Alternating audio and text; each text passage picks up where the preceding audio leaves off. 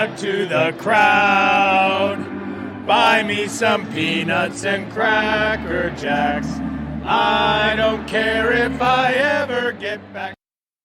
Today we are here in sunny Seattle. And Woo! Go Mariners! Yeah! the three of us are going to take in a Mariners game, and we're going to take you along throughout the day and record some bits of our show. So it's about 6:20. We traveled 93 miles south from Bellingham to T-Mobile Park tonight, where the mighty Mariners take on the Texas Rangers. Ooh! Chris, how do you feel? Go Mariners. I feel good. Mark? It's a ball game. It's a summer feeling night. There's nothing like it. This is our first experiment taking our podcast on the road. The audio might be a little bit different than before, but we hope it still comes through and you enjoy the spirit of our podcast. Just wanted to quickly check in about how you felt about last week's podcast. We talked about Father's Day gifts and gender stereotypes and gender roles. Well, I thought it was a funny podcast, actually. Listening to Mark Bagley eat baby cereal, that was my favorite part of the entire podcast, personally. Yeah, I had forgotten about eating the baby cereal until we listened to it on the way down today, and I kind of made a racket with the banging of the spoon, and man, it was good. It was a little difficult to edit around your rabid inhaling of the rice cereal, but we know now what to buy you for your next birthday. Or for Father's Day gifts. Father's Day gift, rice cereal. I thought a little bit more about the gender roles and, as far as what kids play with, whether it's dolls or trucks or that, I think it's really just much more important how they play with it. It really doesn't matter what they're playing with. I think it's important to share all kinds of toys with both boys and girls. Well, and, when you think about dolls, I had G.I. Joe, which was, basically a doll, right? Yeah. An action figure, but it was a doll in different clothes, so I guess even back in the dark ages, we were kind of doing things like that. But I do remember my sister, who's younger than me, had a Barbie and a Ken. I would remember playing with her, and I would play with the Ken, and she would play with the Barbie. Now, that's maybe stereotypical gender roles, but, I guess I was playing with dolls.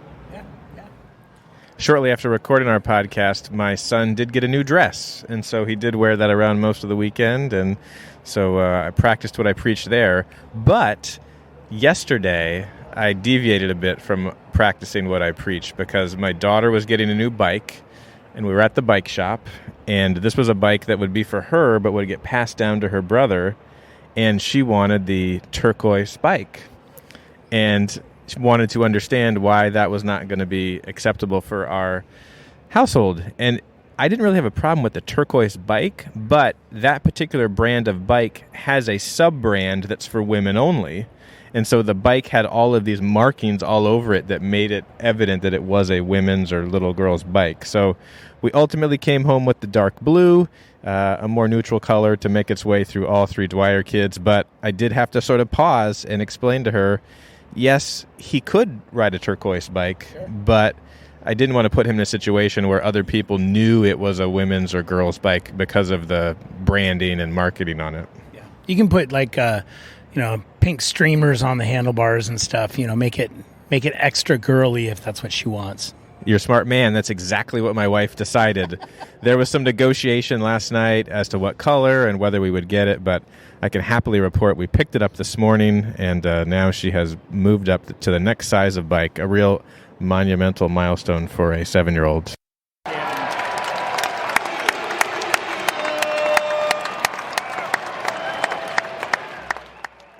Well, so today on the episode, we're going to review some ballpark foods. We're going to make some recommendations of things to do with your kids here in the Seattle area. And we're going to talk briefly about, how to stay fit and eat well and exercise when you have a busy life with kids. But before we jump into all that, I wanted to just take a minute and have you guys reflect a little bit on sort of what baseball has meant in your life growing up. We're here at a baseball game. I know you both are baseball fans, so maybe tell us when you first went to a game and sort of how baseball has played out in the course of your life. Boy, I can't wait to hear Mark's story. Growing up in L.A. with the Dodgers. I remember vividly walking into the Kingdome for my very first game with my dad, and walking into this giant gray concrete dome stadium. And what was so amazing was the stark contrast of the green AstroTurf to all the gray everywhere else. The inside of the stadium was all gray, the walls. And so it was just really special to go on in there and see that. And I remember the Mariners lost. We sat behind home plate. I was with my dad, and it was a special time. And so I played baseball starting at 6, played all through high school, and it's without a doubt my favorite sport. I'm not sure we have enough time for me to reflect on what baseball means to me and how the role is played in my life. But as Chris said, I grew up in L.A., a huge Dodger fan, and my dad and I would go to baseball games all the time. And I remember being a part of the Dodger fan club, and I think it was $10 for the year, and you got tickets for 2 to like 5 ball games in the bleachers. My dad and I would go, and you'd get posters and all kinds of stuff for the Dodgers. I would go to bed every single night listening to the Dodgers on the radio. Played baseball from age 7 to age 14. To me, it's the perfect game. There's nothing like it, and hopefully I've been able to pass it along to my kids. And I know Ben really appreciates it now. Allie likes it, but Ben is really appreciating it, like I have. And it's this bond with my family, and I can't say enough about it. It's the perfect game. So, Mark, in a 162 game season, how many Dodger games do you watch at least a portion of each year? At least 100 of them, I'm sure. I grew up in the state of Maryland, so I grew up a Baltimore Orioles fan. Before there was Camden Yards, there was, I believe it was called Memorial Stadium, and I have fond memories of sitting way up in the upper deck with my family, and I remember that the ground was sticky and there were bees everywhere, and it would be hot in the summer, and Memorial Stadium was not in the best part of town. But I can remember vividly to this day, the first day I walked into Camden Yards and came through and saw the grass so green in this beautiful ballpark that will always have a special place in my heart. And my next-door neighbors had season tickets when I was a teenager, and so I would mow their lawn for $10 or whatever was the going rate at the time, and then I would often get their tickets or get to go with their college-age son to a game, which was pretty cool for me, being like a 12-year-old, to drive down to a baseball game. So the Orioles were it for me, and then once I moved here, I stuck with the Orioles for, I would say, 6 to 8 years. And then at some point, I just sort of had to make the transition and start following and cheering for the Mariners. It was just too hard to see the Oriole games and sort of lost touch with that team. But, yeah, it's a lot of fond memories for me, both with friends and family going to games. And this past year with COVID, life has really slowed down, and my appreciation for baseball has returned because it is a slow game. And so I found myself following it much more and paying more attention and trying to get the kids into watching it. So that has been one positive coming out of COVID. Did either of you guys have like fantasies when you would go to ball games? I would always go to the ball game and I would pretend like that, like Tom Hudler would make an announcement over the stadium and be like, Chris Roselli, can you please go to section 117? We need a shortstop. I would fantasize about that as a kid. I wanted to be a Mariner so badly as a kid. No, but certainly there was always that aspiration that, you wanted to be a ball player and this could be a job for you someday. And it didn't work out for any of the three of us. So after my wife's first job after college was working for the Dodgers. And so I got to go to probably 40 or 50 home games that one season in particular. And eventually I got to be on the field. I got to meet Tommy Lasorda. I got, all the ins and outs of Dodger Stadium.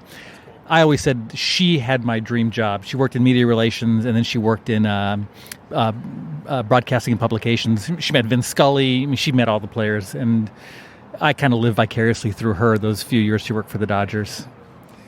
Tell the listeners where you had your wedding reception. Our wedding reception was actually at Dodger Stadium. We... Yeah, it was incredible, and we had peanuts and Dodger dogs as the hors d'oeuvres before the big dinner, and it was pretty great. Well, it sounds like we've all had baseball in our lives for quite some time. Let's go around the horn then and talk about our favorite all-time baseball player. I'll go first. It's not hard to guess. As a kid growing up in the 1980s in the Baltimore area, there was nobody but number 8 Cal Ripken Jr. I've told this story to many people that when you went to an Orioles game in the 80s or 90s and you bought a scorecard, he was pre-printed as the third batter on the scorecard. There was no way that he was not going to be in the lineup.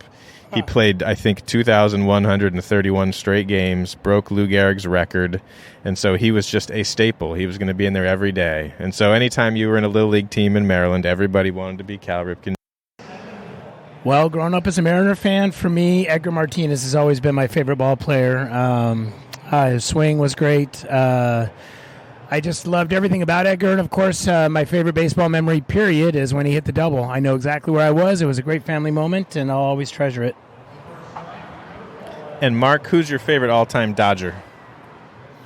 So growing up in L.A., of course, my favorite player was number 6, the first baseman, Steve Garvey.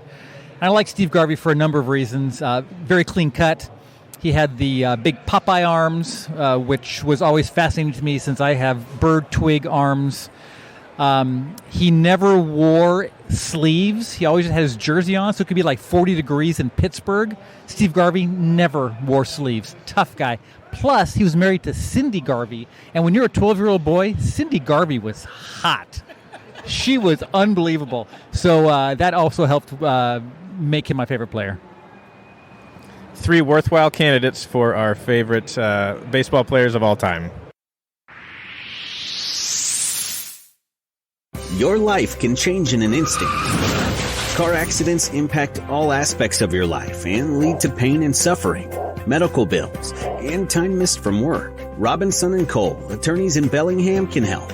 They have represented thousands of clients since 1979. They also handle other types of injury claims, including workers' compensation. Consultations are always free and are available in Spanish. Robinson and Kole. When you need us, we will be here.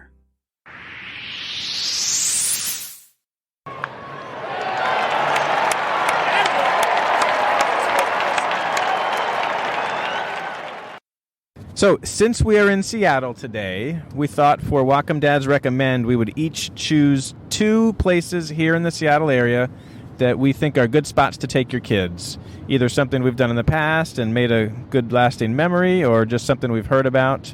So, I'm going to go first, and for my first one, I'm going to go with the Pacific Science Center. It's getting a little bit outdated. It needs a little renovation, but still just... what a way to spend a day with young kids. I think they can explore their curiosities. There's an IMAX theater. There's a butterfly garden. I think the last time we were there, they were doing outside science experiments where they were making things blow up and making rockets. Still a really great resource, and it actually is sort of something in the sort of STEM realm for your kids to take a day with. I'll probably take one of yours, but I got to say Pike Place Market. Sorry, Chris. It's just iconic. It's something for everyone. Fun to walk around. People watch. Tons of stores, funky things, good food. So it's definitely a not miss. Yeah, that's a good choice, Mark. One of my first memories was walking through Pike Place as a 5-year-old with my grandmother, actually. Special place. A place that I used to go to as a kid, my parents grew up in Ballard, and so we used to go visit all the time. Going to the Ballard Locks is a really fantastic place to go. You can see the fish going through the locks if you want, but really it's just fun to sit and watch the boats go through, watch them fill the bathtub, and then see the boats go out once they open the gates. It's a really fun experience for kids. So for my second one, I'm going to keep with the sporting theme as we are tonight. A couple years ago, I took my kids to a University of Washington women's gymnastics meet, and it was a very different kind of sporting event, one where the kids didn't have to focus their attention for a particular couple-hour period like a baseball or basketball game. You could sort of wander around and watch the different apparatus, the floor exercise, the vault, the balance beam, and there was a lot of energy. pretty big following here in the Seattle area for the Gymnastics. So tickets were very reasonable, $10 or less. So I'd recommend a Gymnastics meet at the University of Washington. So for my second one, I would recommend the Seattle Art Museum. It's always good introducing kids to a little bit of culture, and Seattle Art Museum gets some amazing traveling exhibits. They have a great collection of their own, and it's a nice way to spend an afternoon, especially on a rainy day. Great way to be inside and introduce your kids to the world of art. Chris, what's your second one? Our family loves to go to the International Fountain at the Seattle Center, not very far from where your number one choice is, Nathan. We love going down there, just sitting, relaxing, in a nice hot summer day, going down to see if you can touch the dome without getting soaking wet. It's just a real special place for our family. We really enjoy going down there. Pro tip, bring an extra set of clothes for your kids when you go to the International Fountain. We have learned that. Also, really close to there is the new Artists at Play playground. I was really impressed with that. All of the play equipment somehow has a musical theme. There's xylophones and different things like a seesaw that play music. And the kids can climb up these big sort of netted climbing areas, probably 25, 30 feet up in the air with slides and such. So if you're in the neighborhood of Seattle Center, that's another place to check out. So check the show notes for links to all of these places that we recommend are good spots to take your kids here in Seattle.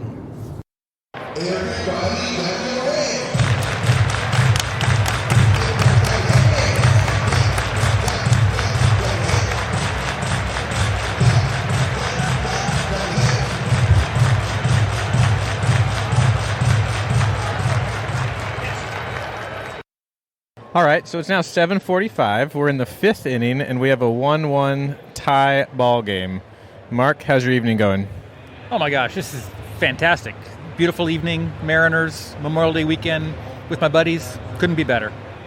And Chris, what beer deal have you found for us tonight?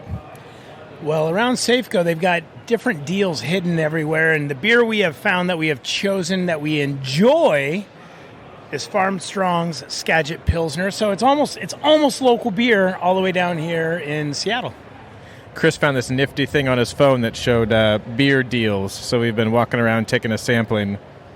But speaking of sampling, we've had 3 sandwiches tonight. We each picked one out and compared them. It was quite the way to eat dinner. We didn't each have 3 sandwiches. We each had 3 1/3 of a sandwich. So we had a chicken thigh fried spicy sandwich from a place called FUKU. I think they would pronounce it FUKU. That was my choice. Chris, what about you? What did you choose? I got myself a hamburger. Yeah, Little Woody's. I got a big Woody burger. So we had a chicken sandwich, a cheeseburger, and I got a Cubano pulled pork sandwich from Edgar's. So, the chicken sandwich first. What did you think, Chris? It was really good. Way better than a Chick-fil-A that I've ever had. It was yummy, spicy. Yeah, it was good. It was a really good chicken burger. Yeah, you could tell it had been marinated in some spicy stuff with pickles, a good bun. I would recommend the FUKU chicken sandwich. And Nathan, didn't you say it's like some New York type style chicken sandwich? I think it's, from New York. They've got restaurants out there, so it's made its way out to T-Mobile Park here, formerly known as Safeco Field. But it came with fries. It did come with fries, which were quite disappointing. But the dipping sauce was delicious. Oh, yeah. What was the dipping sauce? I think that it was a jalapeno mayo dipping sauce. Yeah, it was good. And then we went to Big Willie, Little Woody's. I want to say Big Willie's. That's not it either. Went to Little Woody's and got a bacon cheeseburger. It was super good. Actually, the best part of it, though, was their fries. Those were seasoned really good. It was tasty. Yeah, the Little Woody fries were much, much better than the FUKU fries. And then, Mark, I think you got the big winner for the night. I went on the app and asked for the best food at T-Mobile, and this one came up as number 1. So we went there and... See, the nice thing is I got mine cut in thirds, so it was very easy for us to share. We were cutting with forks and spoons and fingernails, and it was kind of a mess for the other two. And so I think that's why mine tasted so good. And what was the name of our set? I couldn't tell you. I think it was a Cuban or Caribbean pork? Oh, yeah, it was a Caribbean something. Yeah, like a roast pork with a nice mayo, a really good roll. It was delightful. So I would rank them the pork sandwich number 1, the FUKU chicken sandwich number 2, and the cheeseburger third. What about you, Chris? Yeah, I would agree. It was delightful, Nathan. It was delightful. It was delicious with that hint of a garlic aioli dip. That was the sauce on it was very good. I would put them in that exact same order. And the burger was good. It was not bad at all. It's just the others were much better. Yeah, it was a good burger, but the other two outshined the burger. I agree.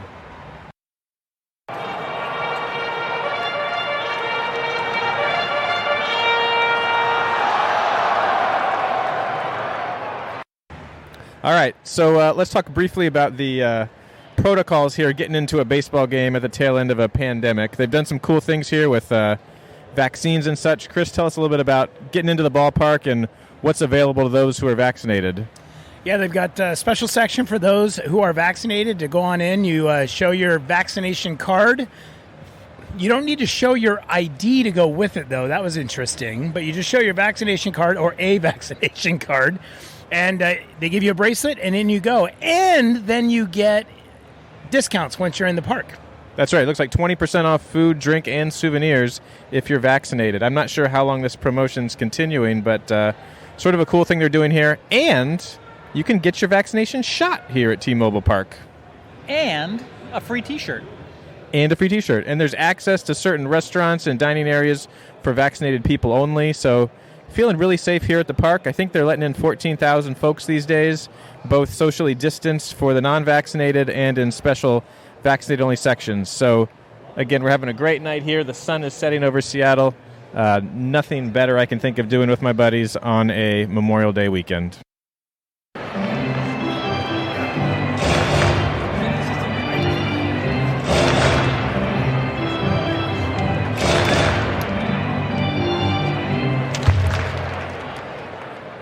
All right, we're going to do a little bit of a mini parent topic this week, and we're going to cover how to stay healthy with both your diet and your exercise while you are busy raising your kids.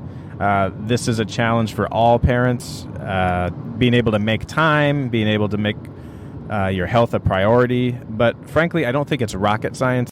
My own personal story, when I was turning 40, I realized that I was not as healthy as I wanted to be, and just knew that I needed to stay healthy now for my kids. And so I lost a substantial amount of weight prior to turning 40, and the hope was to extend my life expectancy and just set a better example for my kids. And I'll tell you what, it makes you feel better mentally, and like a lot of things, you just have to get into a routine. And I think they say it takes 5 or 6 weeks to get into a routine with something, and then it just becomes fairly easy. So my key to that was simply eating better and exercising. And it is hard to exercise when you have multiple kids taking away your attention and taking away your time. So did you guys come up with any strategies or have any tips for our listeners as to how you were able to balance both your diet and getting plenty of exercise while you had little ones? Well, I think to your point, Nathan, having younger kids, it's really hard because you're constantly pulled away from the things that you're doing, and so it's hard. You only have so much time to be able to do things, and so when you have little kids, what we found is trying to find quick foods that we could pre-make that could be healthy to eat, and snacks that were healthy to eat, so that way we weren't snacking on whatever was in our cupboard that wasn't healthy. Now that the kids are older, it's actually quite easier for us, I think, to be able to just be more mindful about our foods that we eat and be a better example for our kids, and then, of course, try to find time to be able to go exercise. Yeah, I think for us, to go a little off what you said, Chris, was we always had dinner together at a table and not in front of the TV, and not fast food and not delivery. And that was really conscientious about always cooking a meal that included vegetables and it was healthy, and that's really where we really focused our energies when it came to eating. As far as exercise, I didn't do a whole lot of exercise when the kids were little. I got into running when the kids were older, and that was a lot easier because I could just go run and they could be by themselves at home. But I think it's also important that both partners if there are two parents, support each other in their exercise programs and allow that to happen while one exercises, the other watches the kids, and vice versa. And if you can support each other's exercise habits, that goes a long way in a healthy lifestyle. A couple other tips that I came up with. One, stay hydrated. That's always been a tough one for me, and I've just started going to work every day with a water bottle and making sure I can finish it 3 times throughout the day while I'm there, and making that a goal. And that seems to just help with my overall health. And then the other thing that I think I've struggled with the most is portion control. Knowing that when there's food out, I don't need to eat as much as I think I need to eat, and just sort of getting to that point where I'm comfortable at the restaurant, just, getting something more moderate and not trying to go full out in appetizer and salad and entree and dessert. Those things can certainly add up. And then finally, don't skip breakfast. I traditionally have not been a breakfast person, but I know that when I'm trying to do better, it's better for me to eat a small breakfast, and then that way I don't feel so hungry at lunch and tend to potentially overeat for lunch. Any other tips? Yeah, something that Amy and I have learned to do is a lot of times when we'll go out, we'll actually just split a meal. A lot of times meals are certainly plenty big for 2 people to share, and so we'll certainly do that if there are items that the 2 of us can agree upon. I think my simple tip is take the stairs. Absolutely. Get those steps in, get that exercise in as often as you can. And look, when you've got little kids and you're running crazy, there's going to be a time when just you're not able to prioritize either eating healthy or getting your exercise. But we all know it's important, and there'll become a time where you have the ability to set some time aside and work with your partner, set some goals, and certainly you'll be able to achieve them. Well, the game has ended. The Mariners pull out the win 3-2 over the Rangers. Chris, did you have a good time? I had a blast. Henniger? No, it wasn't Henniger. It was Mitch Henniger. Insurance home run in the 8th inning, which came in handy for us because the Rangers scored 1 in the 9th, but it was just not enough.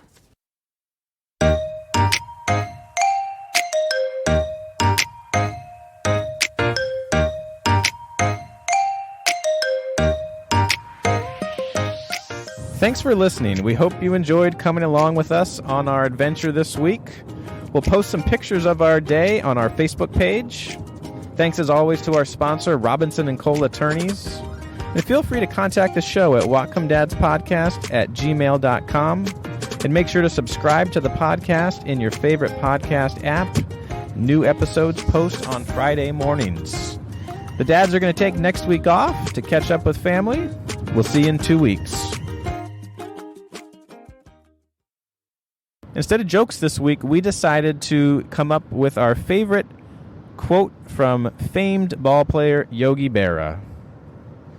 Yogi said, "Baseball is 90% mental, and the other half is physical." Yogi Berra said, "Always attend other people's funerals. That way, they'll go to yours." And Yogi Berra said, "Nobody goes there nowadays. It's too crowded."